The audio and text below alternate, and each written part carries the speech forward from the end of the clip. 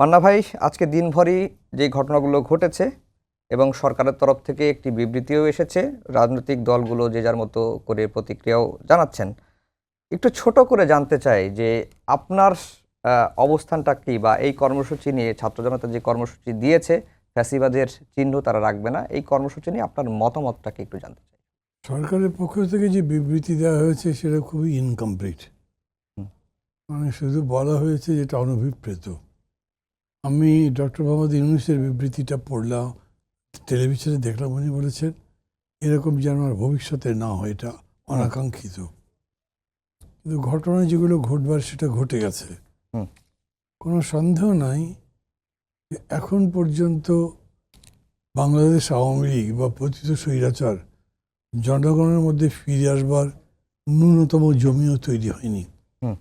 এর মধ্যে শেখ হাসিনা যখন উস্কে দেন সবাইকে, কথাবার্তা বলে এমন যেগুলো মানুষের ইমোশনে লাগে, আমি মনে করি প্রধানত তার কারণেই এটা হয়েছে। মানুষের রেগে যাওয়া খুবই স্বাভাবিক, কিন্তু একই সঙ্গে আমি কথা বলবো যে অভ্যুত্থানের 6 মাস পার হয়ে গেছে। এখন শুধু আবেগের উপরে, রাগের উপরে কিন্তু কিছু করা যাবে না। আমাদের এখন সময় এসেছে দেশকে গঠন করবার, গণতন্ত্রের পথে যাবার, গণতন্ত্রকে নির্মাণ করবার। খেয়াল করা উচিত আমাদের কার্যকলাপে যাই হোক, গণতন্ত্র নির্মাণের সিঁড়িগুলো যেন নষ্ট না হয়। যেভাবেই হোক না কেন, দেশে এখন একটা শান্তিপূর্ণ অবস্থা এই জন্য দরকার যে ইতিমধ্যে এই কমিশনগুলো তাদের রিপোর্ট দিয়েছে, সবাই দেয়নি, 6টা কমিশন রিপোর্ট দিয়েছে, আরও 1-2টা তো দেবে, 8 তারিখে চূড়ান্তটা দেবে, তারপরে আলোচনা হবে। এই যে বিষয়গুলো, এগুলো খুব, আমি মনে করি হাইলি ইন্টেলেকচুয়াল। এগুলোর মধ্যে চিন্তা ভাবনার অবকাশ আছে, ঠান্ডা মাথায় ভাববার অবকাশ আছে। মানে ধরেন, স্বৈরাচারকে উৎখাত করবার জন্য যে জানবাজি লড়াই ছিল তা তো নেই। এখন গঠন করবার সময় খুবই বুদ্ধিদীপ্ত, সুচিন্তিত মতামত দিয়ে সংবিধান ঠিক করতে হবে, আইন ঠিক করতে হবে, নির্বাচন ব্যবস্থা ঠিক করতে হবে, সামগ্রিকভাবে রাজনীতিকে নির্মাণ করতে হবে। তো সেদিক থেকে আমি একটু শঙ্কিত আছি যে এরকম হতেও পারে যে উস্কাচ্ছেন শেখ হাসিনা বা তাদের সরকার বা তাদের দল ইচ্ছা করেই, যাতে বিশৃঙ্খলাটা বেশি হয়, যাতে এই প্রক্রিয়াটা বিঘ্নিত হয়। আমাদের দেশের মধ্যে গণতন্ত্রের উত্তরের জন্য যে ঐক্যটা দরকার, সেইটা ছিল, এখনও আছে হয়তো বলা যাবে, কিন্তু তার মধ্যে অনেক চির আছে। খুব স্পষ্টত একদম ডায়াগোনালি অপোজিট কথাবার্তা একজন আরেকজনকে বলছি। এরকম না হয় যে এটা বেড়ে যাবার একটা সুযোগ তৈরি হয়, বরঞ্চ এটাকে যত বেশি কমিয়ে আনা যায়। নিশ্চয়ই মত পার্থক্য তো থাকবে, এক একটা দল যেহেতু একদম ঐক্য, ওই রকম কোনো কনসেপ্ট কাজ করবে না। সামনে নির্বাচনে প্রতিদ্বন্দ্বিতা হবে, কাজেই প্রতিদ্বন্দ্বিতার বিষয়টাই ডমিনেটও করবে, কিন্তু তারপরেও ঐক্যের সুরটা থাকতে হবে। তো আমি মনে করি সেই দিকটাও আমাদের বিবেচনার মধ্যে রাখা উচিত এবং সামনে যাওয়া উচিত।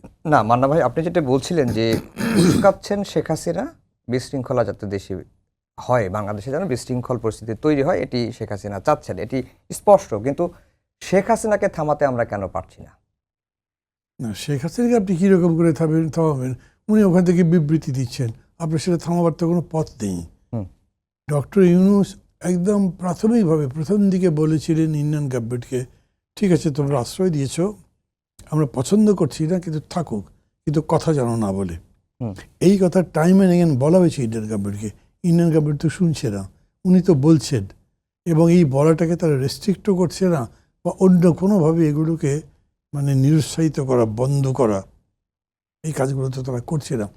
সেইখানে আমাদের সরকার খুব কিছু করতে পারে কি আমি তা জানি না। একটা হয়, ধরেন মামলাটা যদি শুরু হয়, আন্তর্জাতিক আদালত যদি বলে ইন্ডিয়ান গভর্নমেন্টকে যে উনি এইভাবে আমাদের এই মামলার আসামি, তাকে আমরা ফিজিক্যালি চাই, তোমাদের ফেরত দিতে হবে, ওইটা একটা স্ট্রং গ্রাউন্ড হতে পারে। এছাড়া নিশ্চয়ই গ্রাউন্ড আছে যে আমরা চাচ্ছি আমার দেশের লোক, কিন্তু তার জীবন নাশের ভয় আছে, এই অজুহাতে না দেবারও তার একটা প্রীত আছে, দিচ্ছে না সেই জন্য। কিন্তু না, ভারতের সাথে তো আমাদের চুক্তি আছে, এবং ভারতেও তো মৃত্যুদণ্ডের বিধানও আছে, তাহলে ভারত কেন দিবেন? আমরা তো মৃত্যুদণ্ডের আসামিকে দেয়া নেয়া করেছি। আমি বলছি যে এগুলো তো আছে, আছে, কিন্তু আচ্ছা, তারপরেও সরকারের বিবেচনা হতে পারে যে আমি যদি ফেরত দিই ওনার জীবন নাশ হওয়ার সম্ভাবনা আছে, তাহলে উনি নাও দিতে পারে, এরকম একটা বিধান আছে।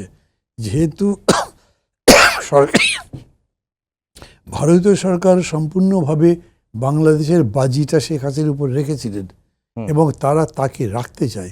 এখন বুঝতে পারছে নাই, কিন্তু তারপরে তারা তাকে রক্ষা করতে চাইবে, কারণ তাকে যদি একদম ছেড়ে দেয় তাহলে এইখানে তার ফার্দার কোনো গেম প্ল্যান যদি থাকে সেটা তো করতে পারবে না, কে ভরসা করে আসবে। কিন্তু ধরেন এই আওয়ামীপন্থী যারা আছে বা তার জোটে যারা যারা আছে, তারা যদি দেখে যে শত বিপদের মধ্যেও ভারত আমাদের পাশে ছিল, এটা ডিপ্লোম্যাটিক ম্যানুভারিংয়ের জন্য, আমি অবশ্য একদম আমার নিজের ভাবনার কথা বলছি, এই ম্যানুভারিংয়ের জন্য হয়তো ইন্ডিয়া এই জিনিসটা রাখতে চায়, বোঝাতে চায় যে আমরা তো ছেড়ে দিইনি, তোমাদের আমরা রেখেছি।